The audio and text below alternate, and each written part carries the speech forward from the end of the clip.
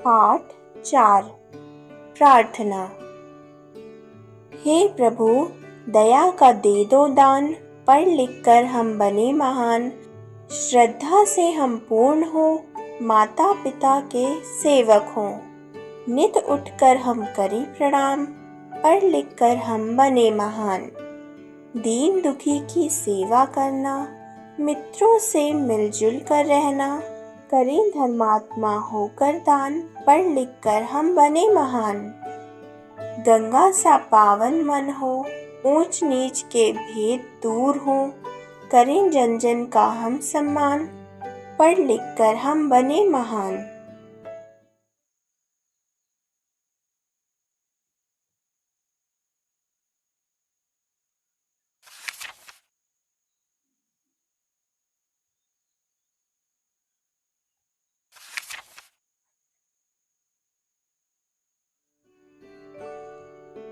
पाठ 5। गुरु भक्ति। शिवाजी की माँ का नाम जीजाबाई था।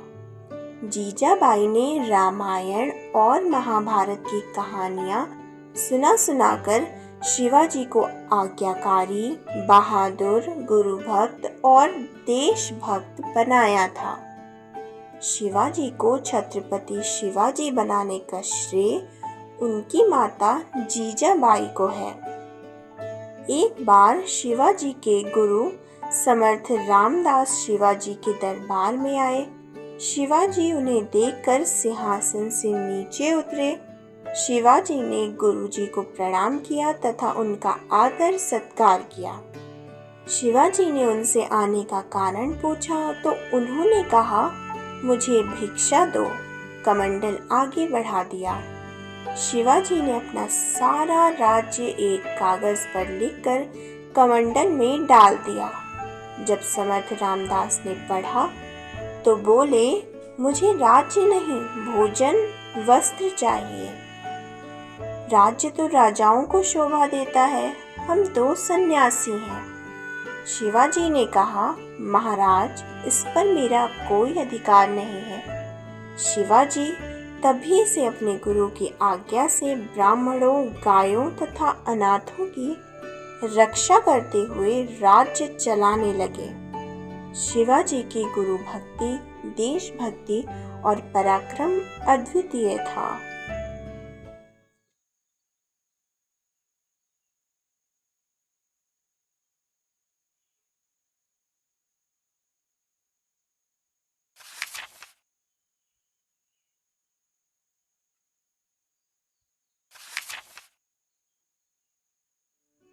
पाठ 6। लालच का फल। किसी गांव में एक किसान रहता था। वह बड़ा लालची था। उसके पास एक मुर्गी थी। वह रोज सोने का अंडा देती थी। उस अंडे को बेचकर वह कीमती कीमती चीजें खरीद लिया करता था।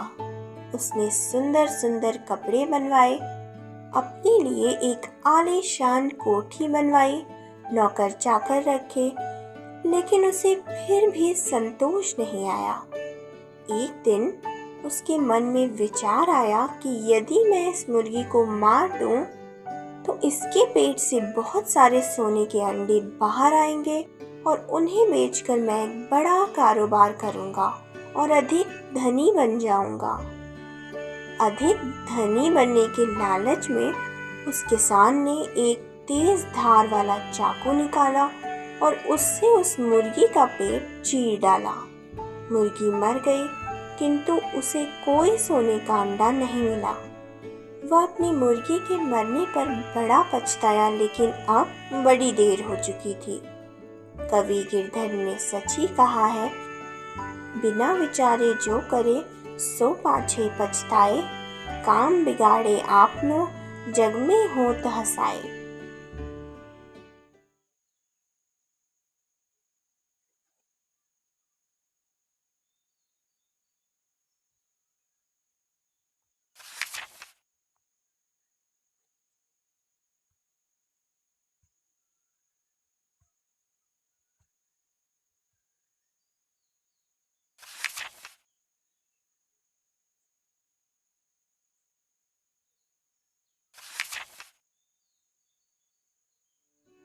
पाठ 7 झूठ का फल।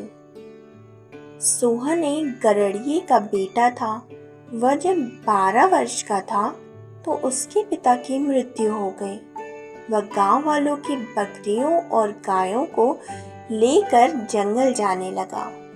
एक दिन उसने एक शरारत करने का निश्चय किया। वह जोर जोर से चिल्लाया, शेर आया, शेर आया, बचाओ बचाओ। गांव वालों ने आवाज सुनी। गांव के छोटे बड़े लोग लाठी लेकर दौड़े। वे जंगल में पहुंचे, लेकिन वहां कोई शेर नहीं था। जब गांव वालों ने शेर के विषय में पूछा तो रामू हंसने लगा। गांव वाले वापस लौट गए। कुछ दिन बाद फिर सोहन को शैतानी सूझी। वह फिर चिल्लाया, शेर आया, बचाओ। सोहन की आवाज सुनकर गांव वाले फिर दौड़ कर आए, लेकिन रामू गांव वालों को देखकर फिर हंसने लगा। गांव वालों को ये बात बहुत बुरी लगी। उन्होंने सोच लिया कि अब वह आवाज सुनकर कभी नहीं आएंगे।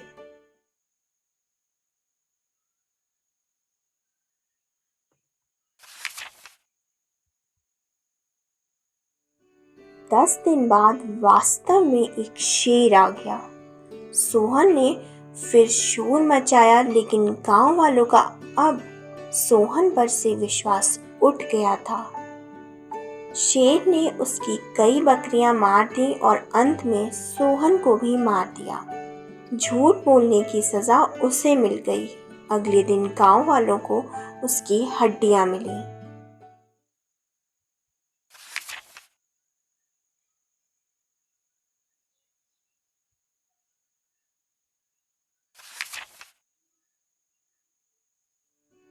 पाठ 8 चिड़िया लाई मटर का दाना। चित्रकथा।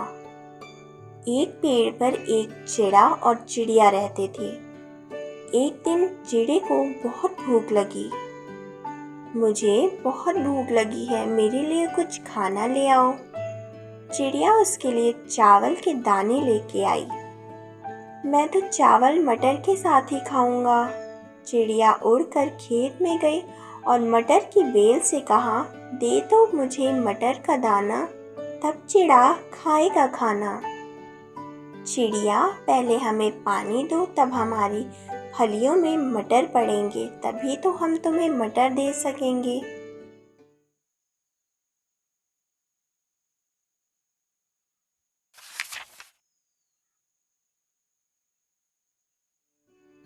यह सुनकर चिड़िया नदी के पास गई और बोली, नदिया मीठा पानी दो, खेतों में हरियाली दो, मिला मटर का मोटा दाना, तब चिड़ा खाएगा खाना।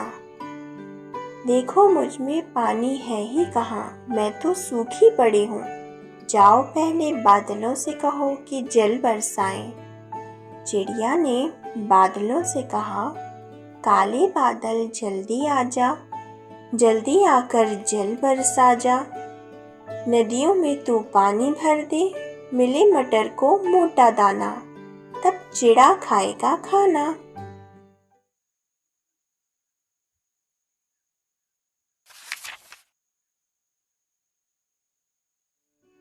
बादलों को चिड़िया पर दया आ गई। देखते ही देखते आकाश काले बादलों से भर गया। रिमझिम जल बरसने लगा। नदियां पानी से भर गई, खेत हरे भरे हो गए, मटर की फलियां दानों से भर गईं। चिड़िया मटर के दाने लेकर खुशी से फुदकती हुई चिड़े के पास पहुंची। दोनों ने मिलकर मटर चावल खाए।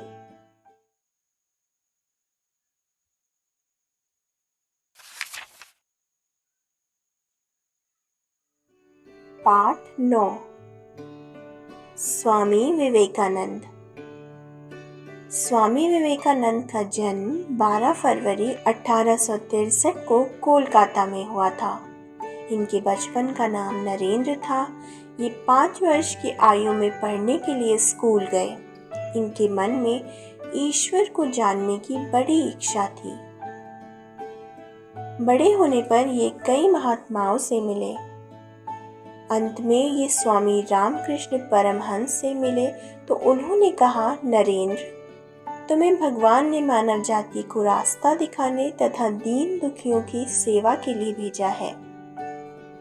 नरेंद्र जी उनसे बहुत प्रभावित हुए तथा उन्होंने रामकृष्ण जी को गुरु मानकर दीक्षा ली। स्वामी जी ने नरेंद्र का नया नाम स्वामी विवेकानंद रखा। स्वामी विवेकानंद ने भारत भ्रमण किया, दीन दुखियों की सेवा की। सन 1883 ईस्वी में स्वामी विवेकानंद अमेरिका गए। शिकागो नगर में एक धर्म कथा का आयोजन किया गया था। संसार के बड़े बड़े धर्मगुरु वहां मौजूद थे। स्वामी जी ने कहा, भाइयों और बहनों, मैं हिंदू धर्म के विचारों को आपके सामने रखने के लिए उपस्थित हुआ हूँ। यह सुनते ही सारा हॉल तालियों से गूंज उठा। सभी पर उनका जादू सा असर हो गया।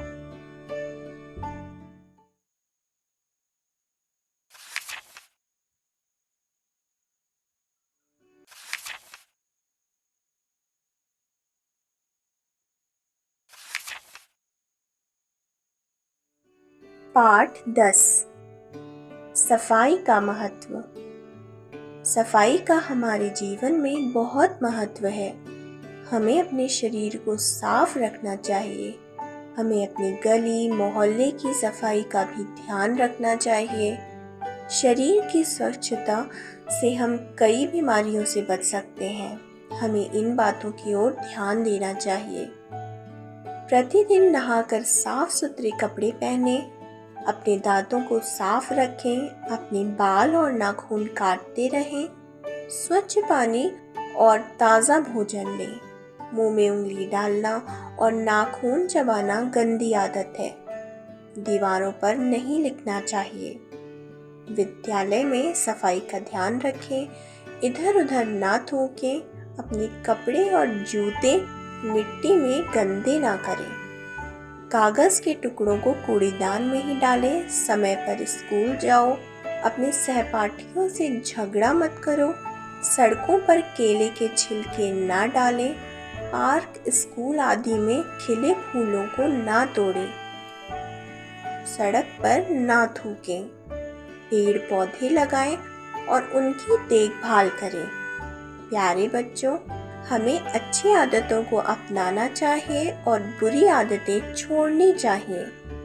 दैनिक जीवन में सफाई का विशेष ध्यान रखना चाहिए।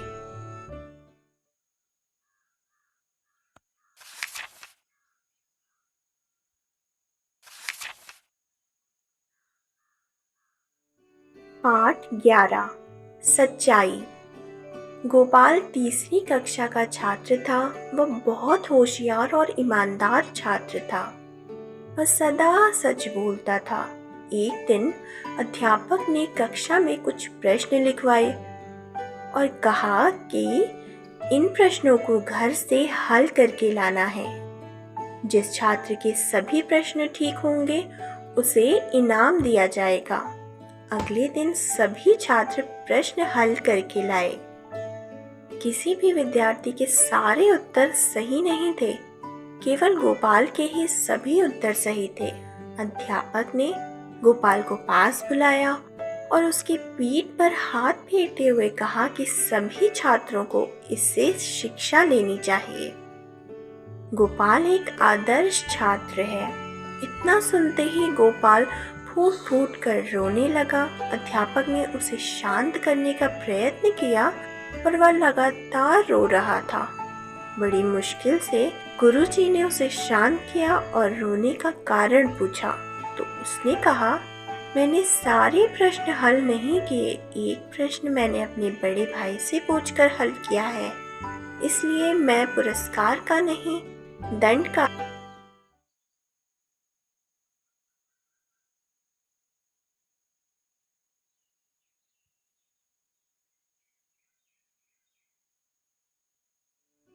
पाठ 11। सच्चाई। गोपाल तीसरी कक्षा का छात्र था। वह बहुत होशियार और ईमानदार छात्र था। वह सदा सच बोलता था। एक दिन अध्यापक ने कक्षा में कुछ प्रश्न लिखवाए और कहा कि इन प्रश्नों को घर से हल करके लाना है। जिस छात्र के सभी प्रश्न ठीक होंगे उसे इनाम दिया जाएगा। अगले दिन सभी छात्र प्रश्न हल करके लाए। किसी भी विद्यार्थी के सारे उत्तर सही नहीं थे, केवल गोपाल के ही सभी उत्तर सही थे। अध्यापक ने गोपाल को पास बुलाया और उसकी पीठ पर हाथ फेरते हुए कहा कि सभी छात्रों को इससे शिक्षा लेनी चाहिए। गोपाल एक आदर्श छात्र है। इतना सुनते ही गोपाल फूट फूट कर रोने लगा। अध्यापक ने उसे शांत करने का प्रयत्न किया पर वह लगातार रो रहा था। बड़ी मुश्किल से गुरुजी ने उसे शांत किया और रोने का कारण पूछा तो उसने कहा, मैंने सारे प्रश्न हल नहीं किए, एक प्रश्न मैंने अपने बड़े भाई से पूछकर हल किया है, इसलिए मैं पुरस्कार का नहीं दंड का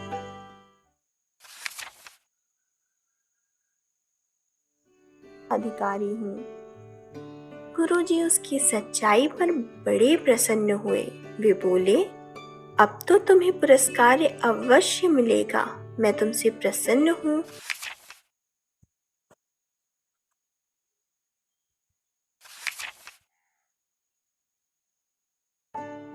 कि तुम में सत्य बोलने की हिम्मत है।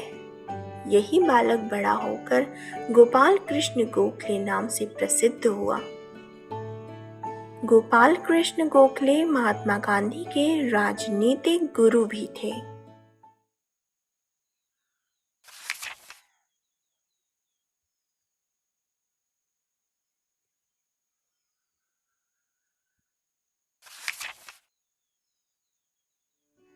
पाठ 12 मूर्ख कछुआ।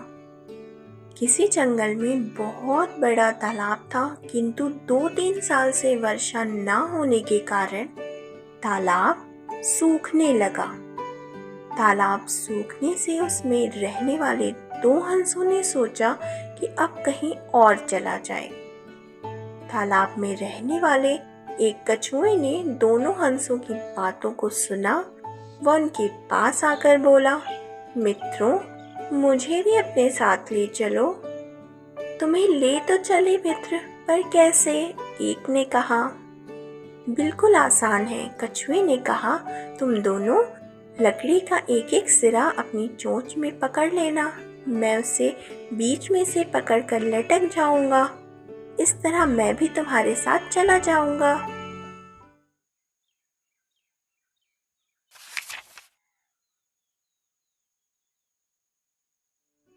देखो मित्र, तुम्हें बात करने की आदत है, रास्ते में बात करने लगे तो? एक हंस ने पूछा। नहीं भैया, मैं इतना मूर्ख नहीं हूँ, कछुआ बोला। तो फिर चलो जल्दी करो, दूसरा हंस बोला। जब वे गांव के ऊपर से उड़ रहे थे तो गांव वालों की नजर उन पर पड़ी। वे शोर मचाकर उनके साथ दौड़ने लगे। यह देखकर कछुए को गुस्सा आ गया। इन्हें फटकार लगानी चाहिए। यह सोचकर जैसे ही उसने अपना मुंह खोला, वह धड़ाम से जमीन पर गिर गया। हंस उड़कर दूर चले गए और मूर्ख कछुआ बीच रास्ते में ही गिरकर मर गया। ठीक ही कहा गया है कि अत्यधिक बोलना अपना ही नुकसान करता है।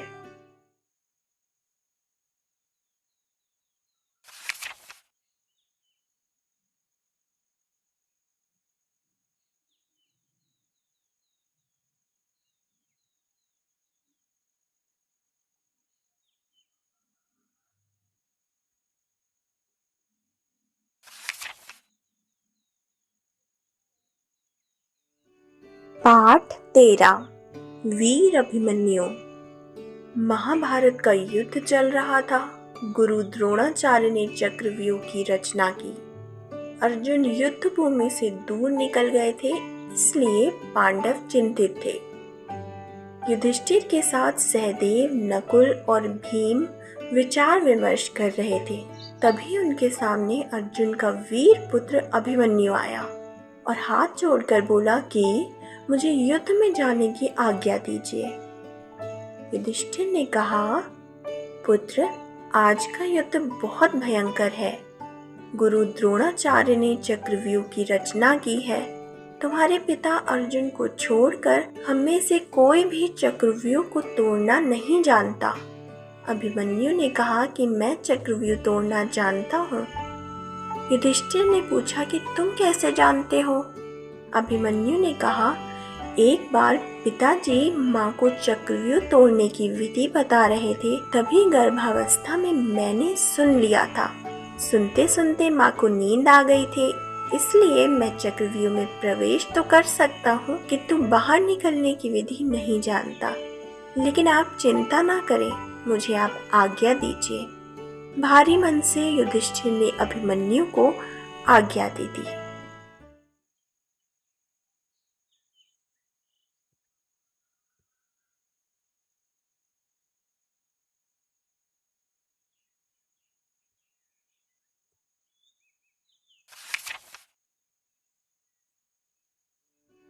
आज्ञा पाते ही वीर अभिमन्यु युद्ध क्षेत्र में पहुंच गया।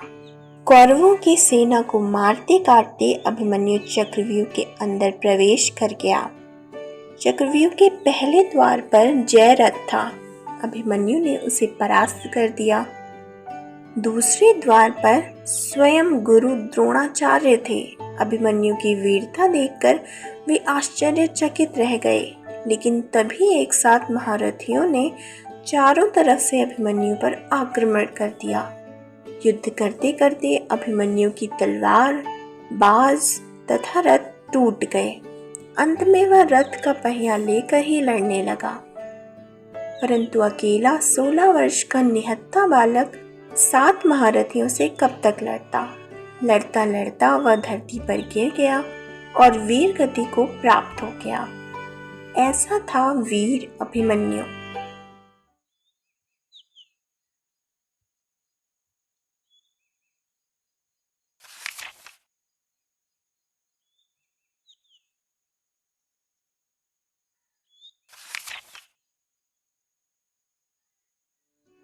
पाठ 14 लघु कविताएं। मेंढक मामा चले बाजार, करके अच्छा सा श्रृंगार। हाथ में छाता, मुंह में पान, खूब जम रही इनकी शान। सूरज भैया, क्या मम्मी ने डांटा है?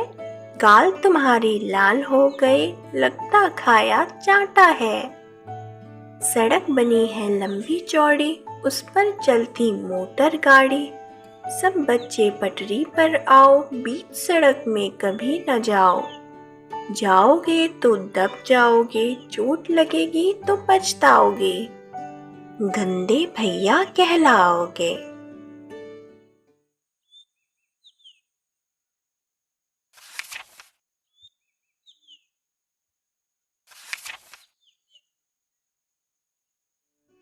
पाठ 15 मेरा भारत महान। भारत हमारा देश है, हम सब भारत के वासी हैं। यह हमारी जन्मभूमि है। भारत के उत्तर में हिमालय पर्वत है तथा दक्षिण में विशाल हिंद महासागर है। ये शत्रुओं से हमारी रक्षा करते हैं। हमारे देश में अनेक भाषाएं बोली जाती हैं। हिंदी, पंजाबी, उर्दू, संस्कृत आदि प्रमुख भाषाएं हैं। भारत में हिंदू, मुसलमान, सिख, ईसाई, जैन आदि धर्मों के लोग रहते हैं। भारत की भूमि पर गंगा, यमुना, गोदावरी, सतलज, सरस्वती आदि पवित्र नदियां बहती हैं। भारत की भूमि पर राम, कृष्ण, गौतम बुद्ध, विवेकानंद, गुरु नानक जैसे महापुरुषों ने जन्म लिया है। हमारा देश 15 अगस्त 1947 को आज़ाद हुआ था। हमारा संविधान 26 जनवरी 1950 को लागू हुआ था। मोर हमारा राष्ट्रीय पक्षी है। हमारी राष्ट्रीय भाषा हिंदी है। हमारा राष्ट्रीय ध्वज तिरंगा है। जन गण मन हमारा राष्ट्रीय गान है। बाघ हमारा राष्ट्रीय पशु है। हमें अपने देश पर गर्व है। हमें अपने देश पर तन मन धन सब कुछ न्योछावर करने के लिए तैयार रहना चाहिए।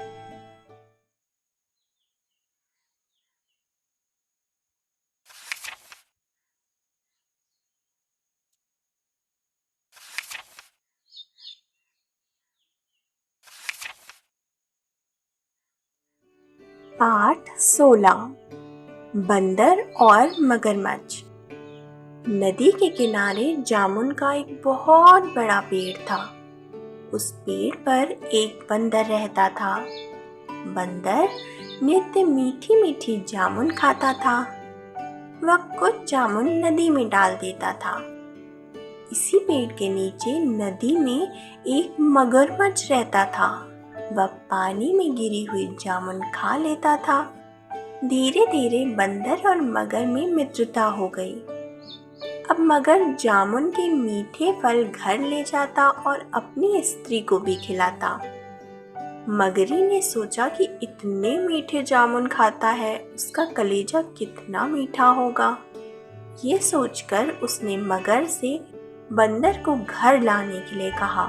मगर ने बंदर से कहा, दोस्त, मेरे घर के पास अनेक फलों के वृक्ष हैं और मेरी पत्नी ने तुम्हें दावत दी है।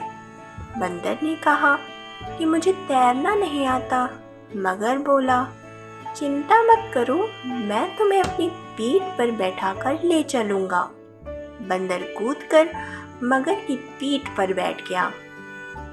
नदी के बीच पहुंचकर मगर ने कहा, मेरी स्त्री आज तुम्हारा कलेजा खाएगी। बंदर को आश्चर्य हुआ, परंतु वो बिना घबराए बोला, अरे मित्र, तुमने पहले क्यों नहीं बताया? मेरा कलेजा तो जामुन के पेड़ पर ही टंगा है। मगर यह सुनकर फिर पेड़ की ओर चल पड़ा। जैसे ही मगर पेड़ के पास आया, बंदर उछलकर पेड़ पर चढ़ गया और बंदर ने चैन की सांस ली। मगर उसका इंतजार करता रहा।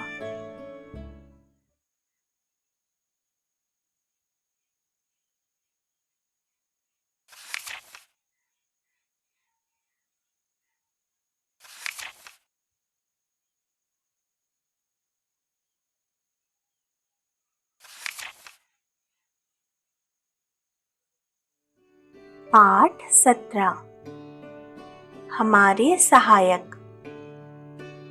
देखो, यहाँ है भैया नाई जी, बालों की करते कटाई जी। बाल काटना इसका काम, इसके बिना चले ना काम। यह है भैया माली जी, रखता है हरियाली जी। फूल पत्तियां पेड़ घास की, करता है रखवाली जी। यह है अपना मोची राम, जूते सीना इनका काम। जूता पॉलिश या कर देता, फटे हुए जूते या सिल देता। यह है प्यारे डॉक्टर जी, दवाएं देते डॉक्टर जी। चाहे हो कैसी तकलीफ, कर देते या बिल्कुल ठीक। किसान खेत का राजा है, फसलों का यह दाता है। गेहूं चावल दालें सब्जी सब कुछ यही उगाता है।